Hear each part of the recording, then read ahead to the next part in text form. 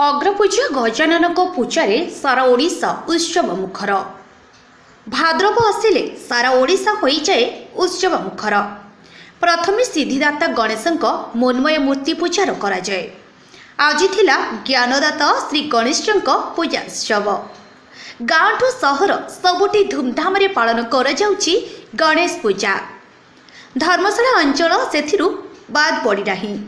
एठिकार समस्त शिक्षानुष्ठान, व्यवसाय प्रतिष्ठान, युवक संघ और देवालय मानकरे महा आडंबर पालन हेउची गणेश पूजा।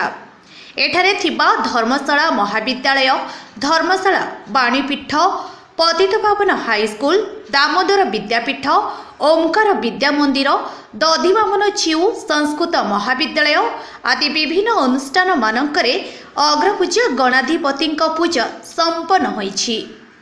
केउठी एक दिवस तो केउठी त्रिदिनात्मक पूजा हेब। जराक बड़ बजार रे 11 दिन धरी गणाधिपति पूजा हेब।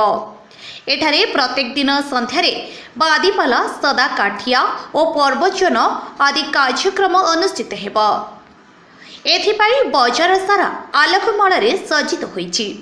संध्यारे हजार हजार दर्शक बादीपाला देखिबा पई समागम हेउछंती।